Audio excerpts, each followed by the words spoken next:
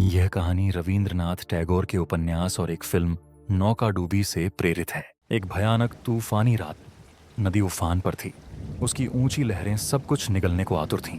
एक नाव जिसमें नवविवाहित जोड़ा सवार था, अपनी नई जिंदगी की ओर बढ़ रही थी, लेकिन प्रकृति को यह मंजूर नहीं था। आसमान में बिजली चमकी, कुछ पलों के लिए डरी सहमी आंखें दिखीं, फिर अंधेरा छा गया। अचानक एक जोरदार झटका, नाव टूटकर बिखर गई और उसके साथ उसमें सवार सभी यात्री नदी की लहरों में बह गए। उन्हीं में से एक थी एक नवविवाहित दुल्हन, जिसके गहने पानी में चमक रहे थे। वह तूफान की लहरों में खो गई और उसका भाग्य अनजान दिशाओं में बह चला। कोलकाता का एक युवा वकील रमेश, जिसे अपनी प्रेमिका हेमनलिनी से गहरा लगाव था। हेमनलिनी पढ़ी लिखी, सुसंस्कृत और आधुनिक विचारों वाली लड़की थी, जिससे रमेश विवाह करना चाहता था, लेकिन किस्मत को कुछ और ही मंजूर था।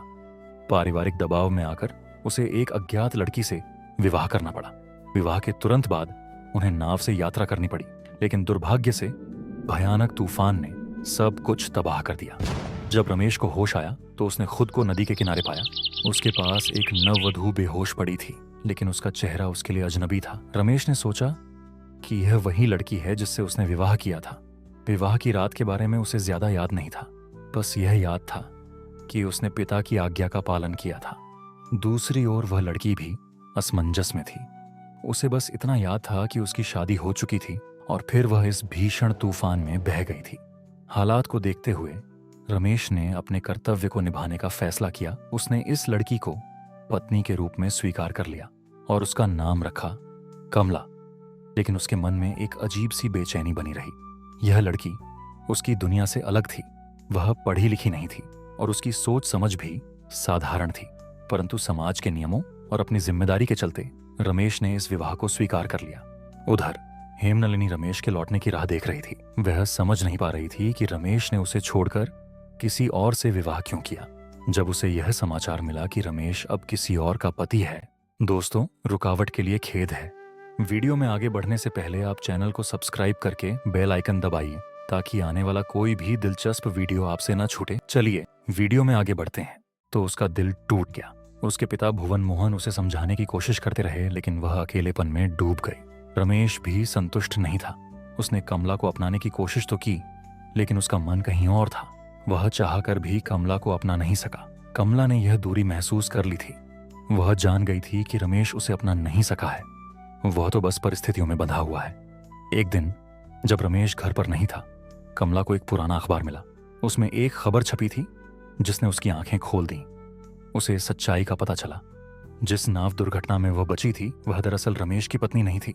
कमला किसी और की पत्नी थी, जिसे उस रात नदी ने छीन लिया था। सच्चाई जानकर वह हिल गई। वह शर्म और अपराध बोध से भर गई। उसे लगा कि वह जिस घर में रह रही थी वह उसका था ही नहीं, और फिर बिना कुछ कहे वह रमेश का घर छोड़कर चली गई। रमेश जब लौटा और कमला को घर में न पाकर चौंक गया।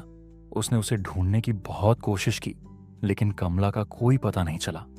इस बीच हेमनलिनी अपने जीवन में आगे बढ़ने की कोशिश कर रही थी। डॉक्टर नलिनाक्ष नाम के एक सम्मानित चिकित्सक से उसकी पहचान हुई। नलिनाक्ष हेमनलिनी को पसंद करने लगे थे। वह विनम्र, बुद्धिमान और स्नेही व्यक्ति थे।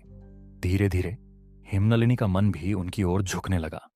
इसी दौरान कमला अपनी असली पहचान की खोज में भटक रही थी। किस्मत उसे डॉक्टर नलिनाक्ष के घर ले आई, जिसे वह पहचान नहीं सकी थी।